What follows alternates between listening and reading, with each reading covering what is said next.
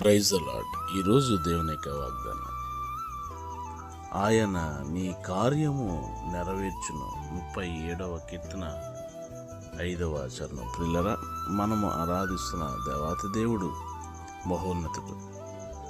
మహోన్నతుడైన దేవుడు అనగా నీ కార్యము సఫలము చే దేవునికి మనము మొరపెడుతూ ఉన్నాం. ఆయన మన కోరికను సిద్ధింపజేసి మన ఆలోచన యావత్తు కూడా సఫలపరిచే దేవుడై ఉన్నాడు. బలహీనులు కాక మీరు బలవంతులుగా ఉండండి, మీ కార్యము సఫలమగునని దేవుని వాక్యం సెలవిస్తుంది. ఆయన మన హృదయ వాంఛలను తీర్చే దేవుడై ఉన్నాడు కనుక మన కార్యములను సఫలము చేసే దేవాతి దేవునికి మనం మొర్రపెట్టినప్పుడు దేవుడు తప్పక సఫలీకృతం చేస్తాడు. కనుక ఆయనకి మొర్రపెడదాం. మీ కొరకు ప్రార్థించే దైవజనులు రెవరెండ్ డేవిడ్ రాజు గారు,